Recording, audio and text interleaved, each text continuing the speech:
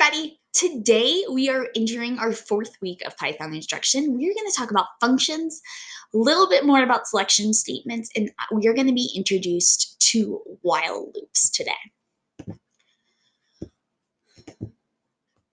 So the first thing we're going to talk about is functions. So a function is a piece of code that performs a specific task. So if you have a task that's being repeated multiple times in your code, that might be a good place for a function. Also, if you have a task that's really confusing and has a lot of steps, functions might make it more clear what each part of that does, or let you combine all of that code into one piece so it can be called multiple times. There are three major parts of a function. We're going to look at what those three parts are over here. So the first major part of a function is the definition. So lines 3 and 4 are all part of the function definition. The way we define a function is we write the word def, that's the code word that tells a Python interpreter, hey, my programmer is defining a function. Then we give it a name. In this case, the name is area. Then there might be some arguments within those parentheses. Arguments are parameters, so they are variables that the function can then use that can have information that is passed to the function. So there might be some arguments. There don't have to be arguments, but there might be. Then there is what the function does. This needs to be one tab over from the definition. And we can list all the things we want this function to do. In this case, this function takes in a value for length, takes in a value for width, and prints the area is length times width. That is the function definition. The next piece is a function header. The function header is just the top line of that function definition. Ooh, this is really important. The function header always ends with a colon. If you do not remember that colon, your program will not work. The same way, if you do not tab correctly, your program will not work.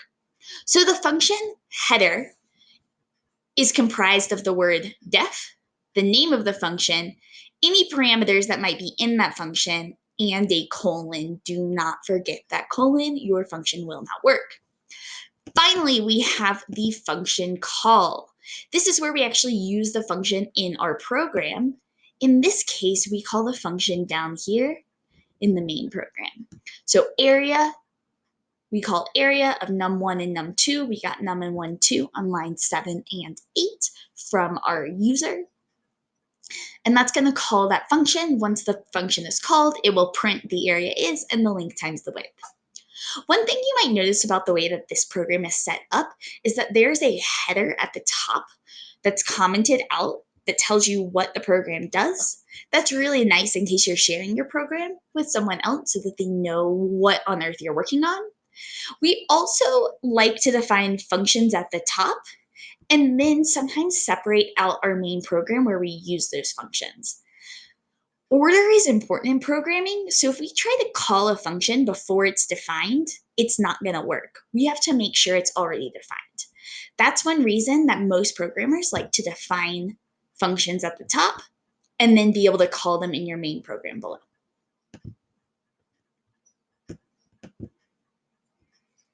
Oh, gotta erase. Can I make the eraser bigger? Oh, there we go. That works. Okay, so there are two main kinds of functions that we're going to talk about right now. The first kind of function is a void function. This is the exact same as the function you just saw on the slide before. A void function does something, but doesn't actually return a value. So for example, this function prints the area is and then gives you the area, but it doesn't give you any value that you can then use later. Every time you use this function, it's going to print the same statement. There's another kind of function called a value returning function. These two programs do the exact same thing, but they're using two kinds of functions. Here, you'll notice that we define area as length times width, as length and width. And then we create a variable and do that calculation, and we return the area. So while this function prints the area is and then gives you the area, this function exclusively calculates the area. It doesn't print anything. What's nice about the value returning function is that then we can call this function and get the number for area down here that we can then print later. In this specific example, a void function is a little bit better. It's a shorter code, it's a little bit more straightforward. But if we wanted to use that area in multiple places and maybe not always in the same sentence, the area is blank, we would want a value returning function. So you can use both, and oftentimes you can make them do very similar things, but both functions are useful in different ways. The next thing we're going to talk about today is nested if-else statements. We touched on this a little bit last week, but I noticed some common mistakes that I wanted to make sure I addressed in this video. So here are the important things to remember when we're working with if-else statements. Make sure you have a colon after each header statement. So if grade is greater than equal to 90, colon, elif grade is greater than or equal to 60, colon, else, colon. If you forget that colon, your program will not work. That colon is what tells Python that you are done with your if statement, and now you're gonna say what's gonna happen if that statement's true. Without that colon, it can't figure out the difference and your program will crash. The second thing I want you to remember is to think carefully about whether you should use if, elif, or else. One thing that I've noticed is students using multiple ifs instead of an elif. If I change this elif to an if and I put in a grade like 95, both very good and satisfactory would be printed to my screen. That's not what I want. I can't be very good and satisfactory at the same time. If you have a list of ifs, all of those statements will be checked and any ones that are true will be printed. If you have an if and then an elif, it will stop checking when it hits the first true statement. So unless you want it to print both things, you want to use if and elif. The final thing is watch your indentations. Just like when we were talking about functions and how we have to have that one tab, if with your if else statements you do not keep your tabbing consistent, so you do not have one tab over underneath your if, your program will not run. Python will get very confused as to what you mean, what order to do things, and it will not be able to function. So we have to make sure that we keep our tabs and indentations super, super consistent. Colons in tabs are probably the biggest cause of programs totally crashing when it comes to if statements. So make sure that you're paying close attention. Finally, we'll move on to our newest topic, which are going to be while loops.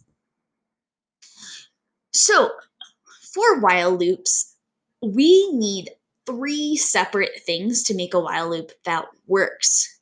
The first thing we need to do is initialize a variable to be used in our test condition. So in this example, spam is initialized to 0. That's going to start us off with spam at 0. Then we need to include a test condition that causes the loop to end when the condition is false. So while spam is less than 5, this will run.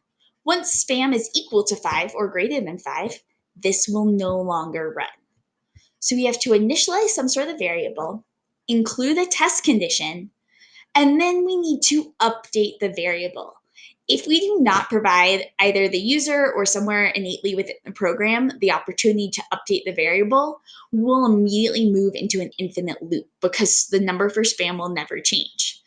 If we did not have spam equals spam plus 1 down here, this program would run for forever because spam would always equal 0 and we would get an infinite amount of hello worlds.